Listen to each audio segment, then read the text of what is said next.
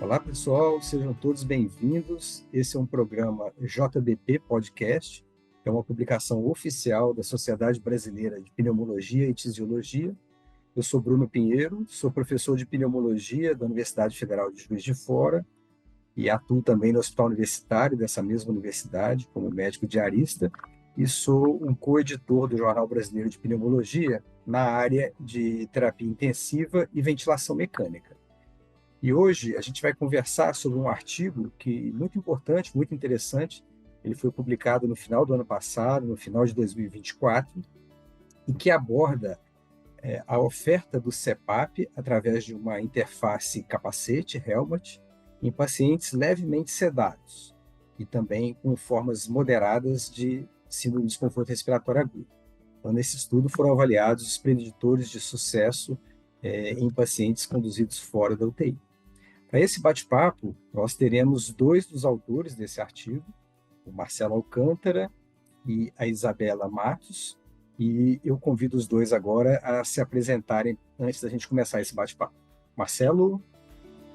Opa, obrigado, Bruno. Obrigado, Jornal Brasileiro de Pneumologia. Bom, eu sou médico, pneumologista, intensivista, sou professor associado aqui da Universidade Federal do Ceará e também trabalho com pesquisa na área de suporte respiratório. À época desse trabalho, enquanto estavam sendo colhidos os dados, eu era superintendente da Escola de Saúde Pública aqui do estado do Ceará, né? E participei da idealização e do desenvolvimento do capacete Elmo e também da plataforma Xlang. Isabela? Olá, boa tarde. Agradecer o convite, é uma enorme honra participar com vocês. Eu sou médica pneumologista, broncoscopista. Eu sou mestra em Ciências Médicas pela Universidade Federal do Ceará. Sou também médica preceptora da residência de Pneumologia e Medicina do Sono do Hospital Universitário Walter Cantídio. E atuo nas áreas de medicina intensiva, atuo também na área de medicina do sono e em doenças neuromusculares. Legal. Então, Marcelo e Isabela, esse estudo, né, ele tem a sua importância não só pelos resultados que ele apresenta, isso por si só já seria um grande estudo aí do nosso jornal, mas ele também mostra os resultados de uma ação, né, que foi inovadora e num momento muito crítico, né, da nossa sociedade, que foi a pandemia Covid-19. Então, vocês aí, capitaneados pelo Marcelo, puderam é, no correr da pandemia, desenvolver essa interface, o Elmo, e que permitiu aplicar a VNI, inclusive fora da unidade de terapia intensiva. Marcelo, você gostaria de falar para a gente como que foi desenvolver o Elmo no meio desse momento tão conturbado? Legal, Bruno. Obrigado por essa primeira pergunta, né? Realmente o estudo acaba nascendo daí mesmo, porque quando é que surgiu a ideia do Elmo? Estão completando agora 5 anos, né? 5 anos. Foi em abril de 2020. A gente vivia aqui em Fortaleza uma situação absolutamente dramática, de falta de ventiladores mecânicos, de falta de leitos de UTI, e, como dizem os portugueses, eu estava acalhado, eu estava na superintendência da Escola de Saúde Pública, né? E aí fui convidado para uma reunião para debater soluções. E eu já estava pensando em alguma solução baseada em ventilador mecânico. Porém, ficava claro, cada vez mais claro, que isso seria impossível, quer dizer, desenvolver um ventilador mecânico para ser usado na pandemia seria impossível. Então, nessa reunião, que envolvia vários atores aqui da sociedade cearense, vale a pena citar, porque todos eles se tornaram apoiadores do projeto. Vejam os atores: Federação das Indústrias do Estado do Ceará, Escola de Saúde Pública / Governo do Estado, Fundação Cearense de Apoio à Pesquisa, Universidade de Fortaleza e Universidade Federal do Ceará. Então, 5 instituições, público, privado, academia, e aí eu fui contra a ideia de fazer um ventilador mecânico e me perguntaram o que fazer então. E eu já estava preparado para essa reunião. Realmente eu fui para a reunião me inspirado num trabalho da doutora Patel, da Universidade de Chicago, em que ela usou capacete, o capacete italiano, né, que a gente sabe que a Itália é o país dos capacetes, onde nasceram os capacetes há mais de 20 anos atrás. mas praticamente é o único país que usa isso, né? Assim, de maneira rotineira. E eles emprestaram um capacete, ou doaram, não sei, para essa pesquisa dos Estados Unidos. E a doutora Patel e o grupo do Hess também, Jim Hess Chicago, estudou o capacete em SARA, comparado à máscara oronasal. E o resultado foi excepcional, né? Em termos de reduzir a intubação. Então, inspirado nisso, muito nesse trabalho, eu achei que a solução seria desenvolver capacetes e não ventiladores, e com a ideia de agir preventivamente, fora da UTI, quando o paciente ainda está na emergência, ainda está numa situação de complicação, de progressão da doença, e também o dispositivo estelando no pescoço, evitando a contaminação do ambiente, que era uma questão muito séria, né? Obviamente, principalmente no início, que não havia vacina. Então, propus isso e essa equipe que estava lá aceitou trabalhar a ideia de desenvolver o capacete. E para resumir bem a história, porque eu sei que a gente tem pouco tempo, em 2 meses, após 9 protótipos, a gente tinha um que podia ser usado em pacientes para testes, e depois de mais 3, 4 meses, a gente tinha testado em pouco mais de 12 pacientes. Desses 10, a gente publicou, e o resultado foi que 6 de cada 10 pacientes teve um resultado excepcional. E nós publicamos isso bem cedo, como uma carta no Jornal Brasileiro de Pneumo, no sentido de, naquela época, né, se publicava qualquer notícia positiva para tentar multiplicar as iniciativas. Então, a gente publicou uma carta e depois começamos a usar porque veio a segunda onda e uma empresa, que é uma empresa conhecida aí no Brasil por fabricar, empresa cearense que fabrica fogão, geladeira, etc., a Esmaltec, né? Gelágua, né? E tal, produziu os capacetes e conseguiu uma Anvisa para isso, porque já tínhamos feito os estudos clínicos. E a partir daí, realmente a segunda onda, a explosão de pacientes foi absurda, e aqui em Fortaleza e no Brasil, e o capacete acabou sendo usado em milhares de pacientes. Essa que foi a situação, né? Eu lembro agora, sempre fico emocionado quando lembro, porque era dramática a situação. A gente recebia telefonema de pessoas pedindo capacete, a Isabela tá balançando a cabeça, que ela sabe, passou por isso, né? Sentiu na pele. E foi essa história, viu, Bruno? Bem resumido aqui. Obviamente é bem mais dramática do que isso, mas esse foi o resumo. E cá estamos hoje discutindo um dos papers que são produtos daquela época. Pois é, e aí, já que você tocou no artigo, um dado interessante e que na época da pandemia foi fundamental foi a possibilidade de usar essa interface em pacientes fora da UTI, visto que a gente estava num contexto de restrição de vagas, né? Só que agora a gente saiu da pandemia. E mesmo durante a pandemia, embora fosse fora do ambiente de UTI, vocês mesmos descrevem, né, que havia ali uma equipe treinada, né, de enfermagem, de fisioterapia, um pneumologista coordenando, né, e agora fora do contexto, né, se a gente trouxer hoje para a enfermaria, hoje, o que vocês acham? Qual que seria o grau de monitorização mínimo para a gente recomendar ou propor, sugerir uma VNI com elmo, com helmet, num doente com insuficiência respiratória hipoxêmica fora da UTI? Não sei se Isabela, Marcela, gostaria de comentar. Eu acho que a eficiência da VNI depende muito de quem está ao lado dela, para que seja bem aplicada. Então, eu acho que fundamental, mais talvez até do que a monitorização em si, seja um clínico, um médico ou uma equipe multidisciplinar bem treinada, vigiando aquele paciente, para que ele possa ser visto desde o início uma possível falha terapêutica.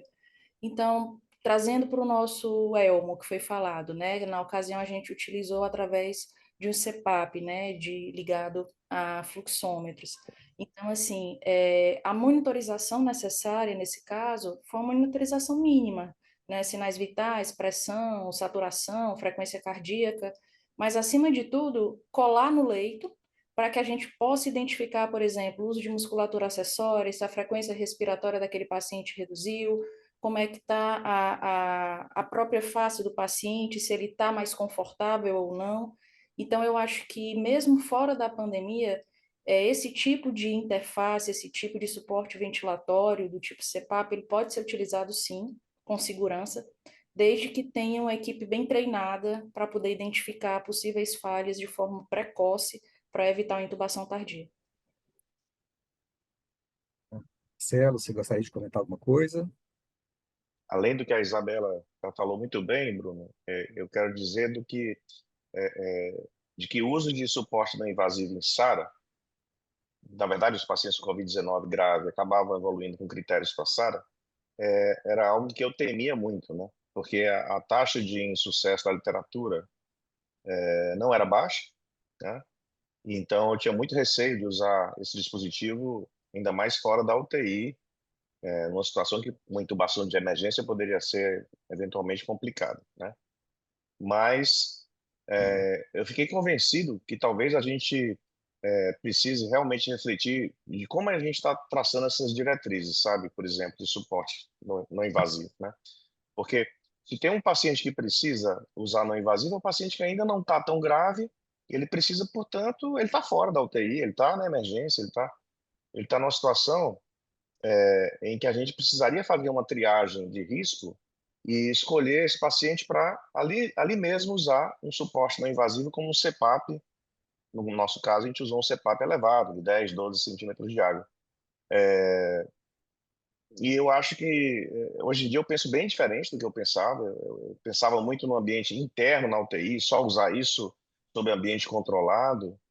E talvez a simplicidade do uso do capacete, do elmo e outros capacetes que existem, tornem mais fácil você indicar esse tipo de suporte, como a Isabela falou, desde que alguém treinado, com experiência, monitorize esse paciente. Porque se isso ocorrer, havendo qualquer piora, você desiste daquela terapia e parte para a intubação, que pode ser no próprio local, ou transferi-lo para uma UTI, essa intubação ser feita eletivamente na UTI. E hoje em dia eu fico bem mais tranquilo de dizer isso e não faria antes da pandemia. E eu acho que o trabalho da Isabela só reforça essa questão, né? É possível até É, mesmo alguma sedação durante esse procedimento, pois caso o é, esse paciente é um sinta ponto que eu queria tocar ansiedade. também, né? Mas eu É, acho legal esse conceito de que talvez não seja uma questão de estar ou não na UTI, mas ter alguém treinado, né, e com a capacidade clínica de monitorar esse paciente. Você tocou na sedação, Marcelo, isso também me chamou muita atenção quando eu li o artigo, né? Tive a felicidade de ser convidado para escrever o editorial e foi um prazer muito grande. E aí, informalmente, é a regra precisar uma sedação leve quando eu uso o helmet? E caso seja, ou mesmo que não vamos chegar no ponto de ser uma regra, mas se isso é tão frequente, isso compromete a capacidade da gente avaliar uma eventual falha? Teria um risco de o doente sedado eu ter mais dificuldade, ou isso retardar o uhum, meu diagnóstico de uma eventual falha? O que vocês acham? Assim, e eu acho que é legal, né? Porque vocês estão num grau de experiência com o Helmet que eu não sei se ficou muito mais fácil para vocês, mas aí eu pediria que nesse momento vocês também se colocassem na uhum, posição de uma pessoa que não tem esse conforto todo com o Helmet. Assim, eu usei o capacete, o helmet, né? O elmo, o nosso elmo. Então, assim, acredito que todos da equipe usaram, a gente fez questão realmente de que todos usassem para ter a real impressão de como seria o paciente, o que é que o paciente sentiria. E comparando, a impressão que eu tenho é que ele é bem mais confortável do que outras interfaces. Então, assim, eu não vejo a necessidade, na minha opinião, de sedação em todos os pacientes, porque é uma interface que dá vontade de dormir quando você usa. Dá um soninho, aquele ventinho frio, é uma coisa realmente confortável. Eu acho que existem pacientes que se beneficiam, e eu acredito que na pandemia isso foi muito importante naquele momento, porque como existia todo aquele medo de morte, milhares de pessoas morrendo, né? Então o contexto era bem diferente. E existia também, até hoje ainda se questiona isso, né? Se essa modulação do drive respiratório através da dexmedetomidina, que foi o que foi utilizado, né? se isso, porventura, poderia reduzir a frequência respiratória, reduzir o volume corrente e, quem sabe, uma Uhum. lesão pulmonar autoinduzida, né? Então, isso é uma hipótese. Então, assim, naquele contexto, eu acho que foi fundamental, até para também ajudar a passar um tempo mais adequado durante o uso dessa interface, que me permita comentar aqui, um dos resultados importantes, a meu ver, é a gente conseguiu identificar que quanto mais tempo o paciente utilizava essa interface na primeira sessão, meio que existia uma Uhum. dose-resposta.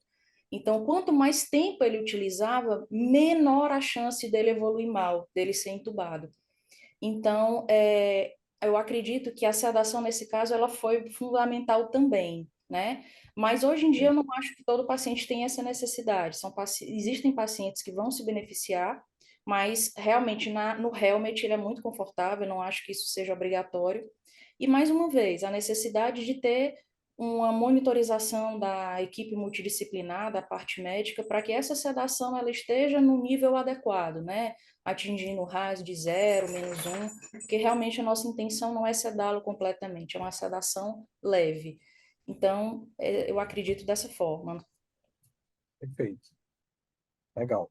Eu E, acho que e a vocês Isabela sentiram... colocou muito bem, É, Bruno. E o ponto que ela falou, né, falou o helm e tal era bem confortável. Eu queria chamar a atenção que existem duas maneiras de se usar o helmet, né? E elas são muito distintas em relação até a conforto, que é o helmet CPAP, com fluxo contínuo, que aí sim, existe até uma questão que a gente a priori não sabia, mas um certo conforto térmico quando você usa o helmet CPAP com fluxo contínuo, porque o gás não sai de um ventilador mecânico, ele sai frio. Então, ele é confortável. E é diferente do helmet com ventilador mecânico com turbina, por exemplo, que ele sai quente, ele sai um pouquinho quente. E isso tem interferência no paciente que está com dispneia, né? E a sensação de desconforto. E até isso tem diferença, além das pressões que você utiliza, né?